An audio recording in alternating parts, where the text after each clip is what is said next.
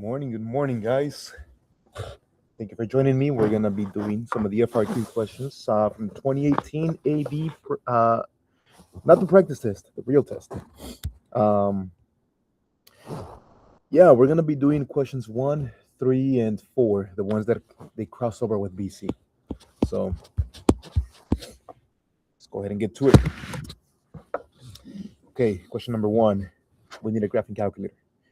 These are people enter a line for an escalator at a rate modeled by the function r given by r of t, where r is measured in people per second and t is measured in seconds. As people get on the escalator, they exit the line at a constant rate of 0.7 persons per second. There are 20 people in line at time t is equal to 0. Okay. How many people enter the line for the escalator during the time interval from 0 to 300? Okay, guys, so here we go. If you want to figure out how many people enter the line, we're going to have to take the integral from 0 to 300 of r of t dt. And we get that 270 people enter the line. I'm going to keep my answers short here, but when you're doing your own problems, make a habit of writing a full sentence. But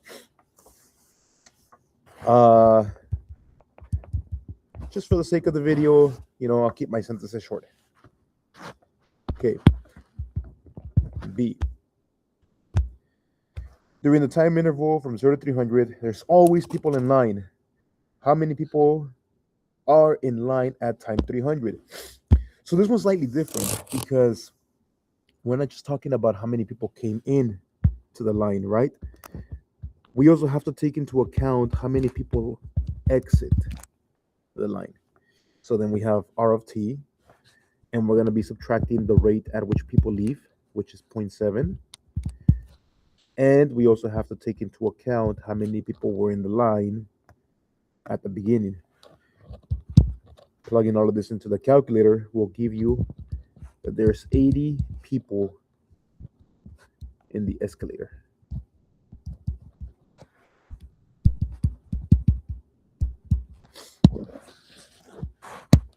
Okay. Part C. And you know what? Let me not zoom in and out. I have my paper here so I can read off of that. For t is greater than 300, what is the first time there are no people in the escalator? So we already know that. Okay, hold on. It's a little weird. At t equals 300, there's 80 people in the escalator. Now, how long, based on the rate that people exit the escalator, how long will it take for these people, 80 people, to get out? So 0.7 t equals 80. So if you divide by 0.7, we're going to get approximately 114.286. That's how long after 300 seconds, that's how long it's going to take for like all of them to get out of the escalator, which means our answer is at t equals 414.286 seconds, there's no people in the escalator.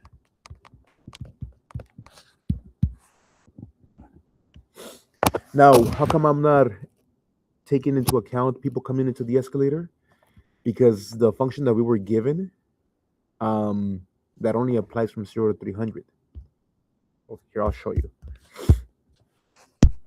Right here. After 300 seconds, there's like nobody coming in. So there's only people leaving. All right, part D. From 0 to 300, at what time t is the number of people in line a minimum? And because we're going to find a minimum, you have to follow your general steps, right? First, our equation that tells me how many people are in the escalator is going to be the integral from 0 to x of r of t minus 0.7 dt plus 20. Now with this equation, you can plug in whatever time you want between 0 and 300, and you'll know how many are in the escalator. But we want to find a minimum. So take a derivative.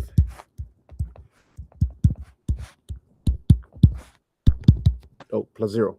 The 20 is gone. So you take a derivative, you make it equal to 0.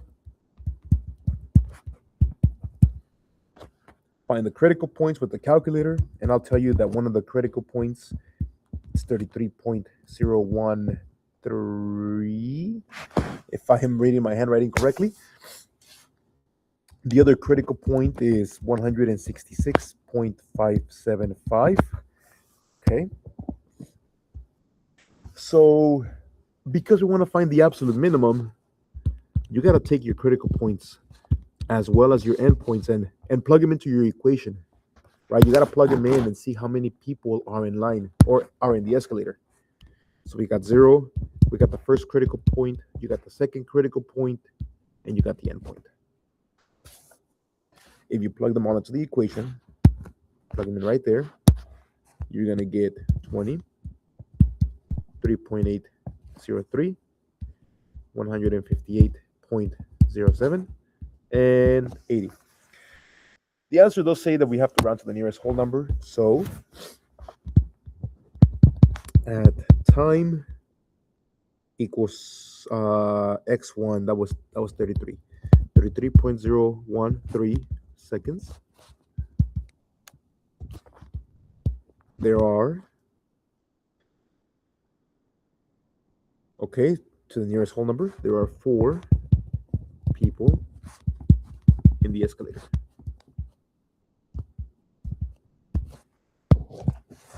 Okay, and there you go. That's number 1. Okay, we're going to go to the next AB question that is also overlapping with BC, and that's going to be number 3. Here it is. Okay, we have the graph of a continuous function g, which is also the derivative of f. So you know what? Let me make that little notation right here. The function g is a piecewise linear function from -5 to 3, and then g of x, g of x kind of takes over with an equation. We have a quadratic from 3 to 6. If f of 1 is equal to 3, what is the value of f of -5? Okay.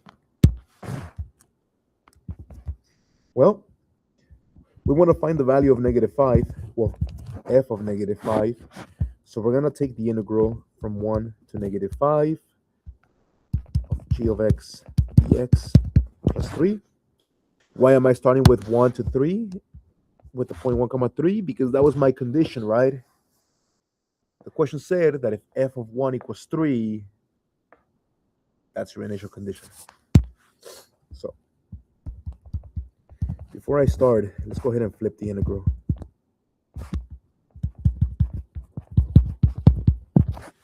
Now, if you look at the graph from -5 to 1, we can use shapes. So the first shape is a trapezoid, and I'll kind of show you here. Here we're going to be using a trapezoid. And then at the end here, we're going to be using a triangle. So the formula for the trapezoid, a plus b over 2 times the height plus 1/2 base times height plus your initial condition 3.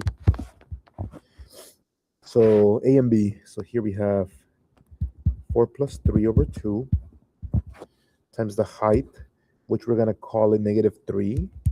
Now, it doesn't matter if you call it -3 or +3, as long as you remember that the area of the trapezoid itself is negative or below the x-axis. So just give it a negative at some point. Plus 1/2 base times height. Evaluate all of this.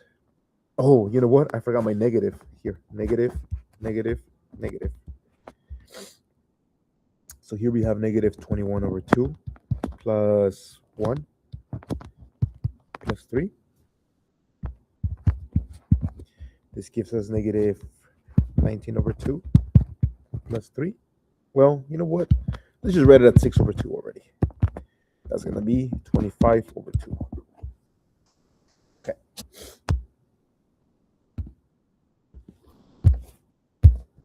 Part B. Evaluate the integral from 1 to 6. Now, really careful, right? Because the integral from 1 to 6, we're going to have to use different strategies. From 1 all the way to 3, we can use shapes. From 3 to 6, we have to use the function. You can't mix up the two, right? The shapes extend all the way to 3. From 3 to 6, g of x is defined by a function. So you have to make sure you show that you split the integral up. From 1 to 3, we got a rectangle, a square. 2 times 2.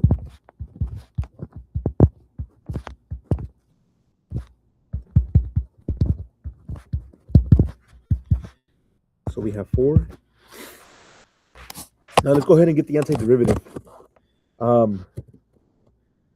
You know what? Let me take out the 2, the constant out. So the antiderivative is going to be x minus 4 to the power of 3 divided by the new exponent, which is 1/3. And you're going to evaluate that from 3 to 6. Okay. Now go ahead and evaluate it. Plug in the 6 minus. Now plug in the 3.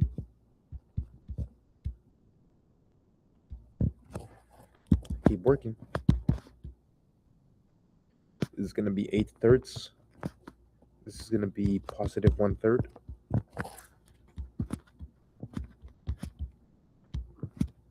That's not going to be 9/3. So we'll just go ahead and write 3. Giving us 10. And there it is. Okay. You know what? I'll do C right here so you guys can see. Okay. I'm gonna do C so you can see. Okay, from -5 to 6, on what open intervals is the graph of f increasing or concave up? And concave up, not or. Okay. F is increasing when f prime, which in this case is also g, right? When f prime is positive. So let's just focus on that for a bit. When is f prime positive? And in this case, when is g positive? Now, we're not talking about the behavior. We're literally talking about it being above the x-axis. So that's going to be from 0 to 4. Again, because we're above the x-axis. And from 4 to 6. Now, f is concave up when the second derivative, but in this case, because we're dealing with g, or when g prime is greater than 0. So now you're looking at the slope, right? And the first line with a positive slope is this one. So from -2 to -1. From 0 to 1. And also from 4 to 6. So basically, you're just looking for the intervals that they have in common, and they could be kind of. Yeah, let's just see.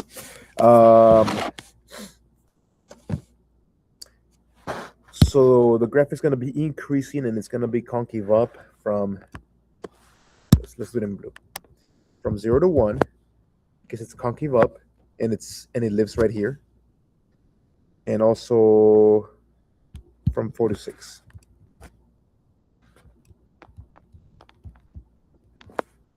And you can say because g is positive and because g prime is positive. There it is. D. Find the x-coordinate of the point of inflection of f. A point of inflection of f happens when f double prime changes signs. But because we don't have the graph of f and we have the graph of g, that means we're also thinking about when g prime changes signs, right? So g prime is the slope of g. So look at the slope. When is the slope literally increasing? And it has to be a point. If it doesn't change at one moment, it is not a point of inflection. This right here is not a point of inflection because the slope went from 0 to positive. It did not change signs. This is not a point of inflection. You went from positive to 0. This is not a point of inflection. This is not a point of inflection.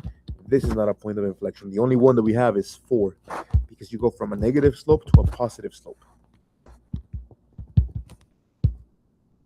Is it T or is it X? X. Because G prime changes signs from negative to positive.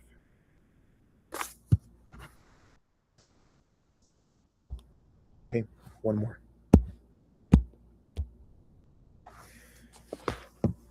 The height of a tree at time t is given by a twice differentiable function, h. H is measured in meters, t is measured in years. Okay, use the data in the table to estimate h prime of 6. Use the correct units.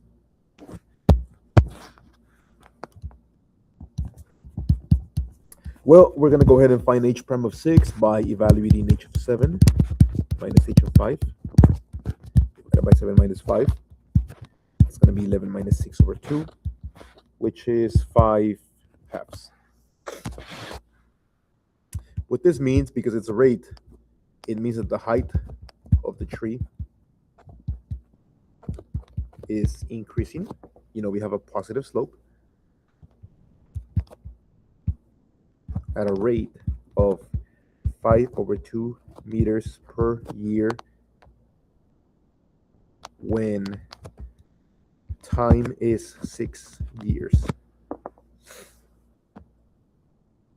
Make sure to state the rate, the units, and at the moment the rate is happening, because we're studying the instantaneous rate of change, right? So rates change all the time. Explain why there must be at least one time such that h prime of 2 is, such that h prime of t is 2. Okay. Well, if you look at h of 5 minus h of 3, you're going to see that we have 6 minus 2 over 2, which is 2. Well, since h is twice differentiable,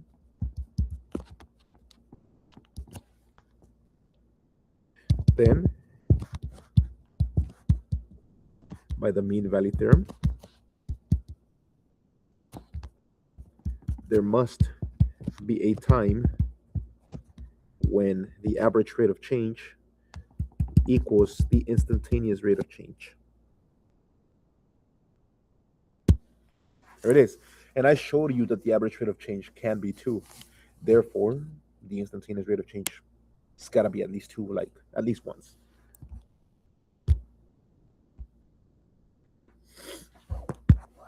Give myself more space. Okay, use a trapezoidal sum with 4 subintervals to approximate the average height. So because we're dealing with a function that's talking about height and you want to find the average height, that is telling me you have to find the average value. So here's your formula for average value, which is 1 over, we want to find the average height from 2 to 10.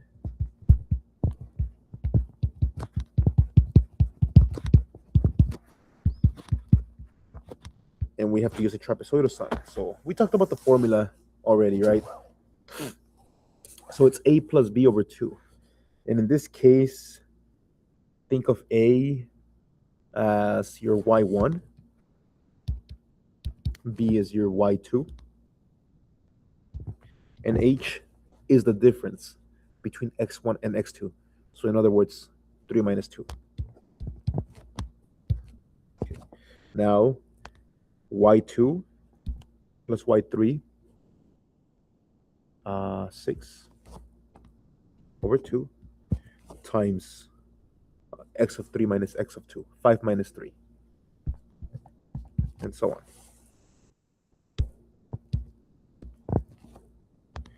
6 plus 11 times 2, 11 plus 15, 7 to 10 is 3. Okay, just really carefully evaluating all of this. Here we have 3.3, sorry, not 3.3, 3.5 plus these cancel,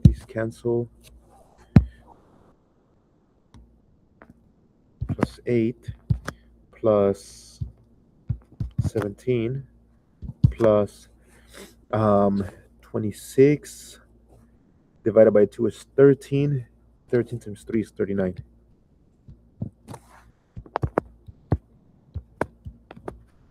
.5 divided by 2, that's 1.75. And then 8 plus 17 plus 39, that's going to be 64.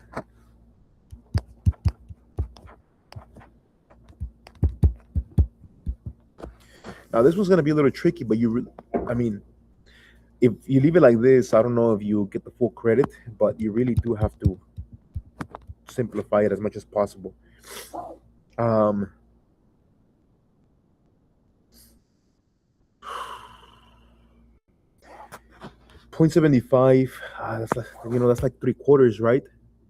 So, think about it like this: 65 plus 3/4. Get a common denominator, multiply by 4.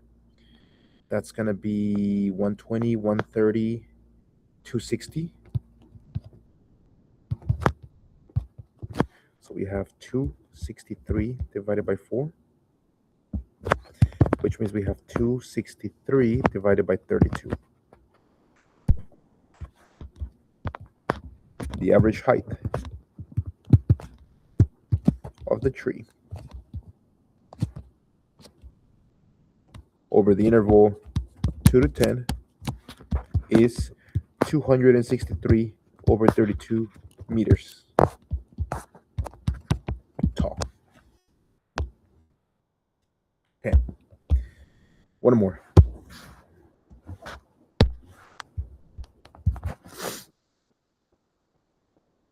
Okay, this one's a long one. Let me actually show you. The height of the tree in meters can be modeled by the function g. Okay, so that's height, okay? X is the diameter of the base in meters. When the tree is 50 meters tall, okay, so really, really careful here. When the height of the tree is 50 meters tall, the diameter of the base of the tree is increasing at a rate of 0.03 meters per year. So in other words, dx dt, the diameter is increasing at a rate of 0.03.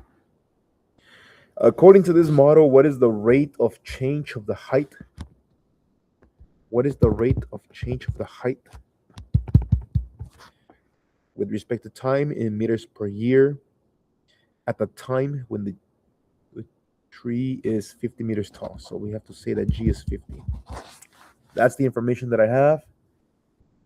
Let's figure this out. Okay. All right. So we know that g of x equals 100 x divided by 1 plus x. If I want to figure out the rate of change of the height, we have to get a derivative. And you got to do the quotient rule. So we got the bottom times the derivative of the top minus the top times the derivative of the bottom. Oh, hold on. We are doing a derivative with respect to time. So this should be dg dt. So the derivative of 100 is not, the derivative of 100x is not 100. It's 100 dx dt minus the top times the derivative of the bottom, which should be dx dt, all over the bottom squared. So let's see, what do we have? 1 plus x.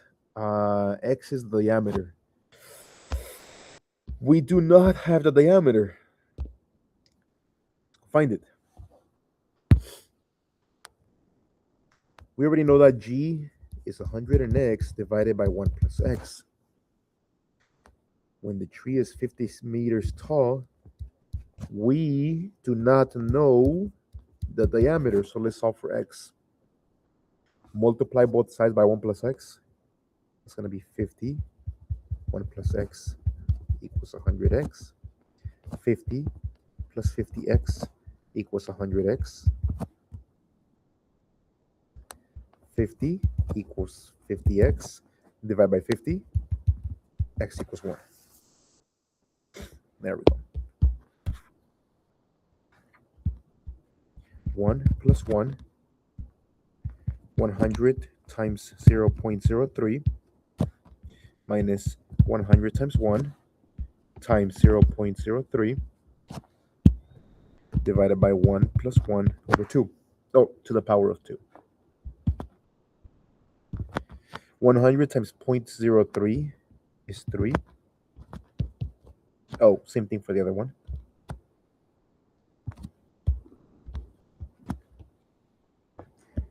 This is going to be 6 minus 3 over 4, which equals 3 over 4. That's the rate.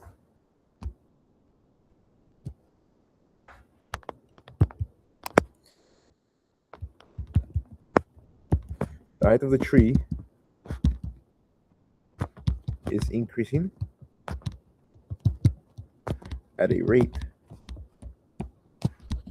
of 3 over 4 meters per year, right? Yeah, meters per year.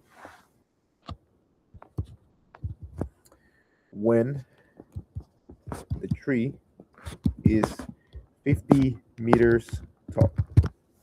Now you have to give a moment in time. You can also say when the diameter is 1 meter, right? But something that specifies when this is happening.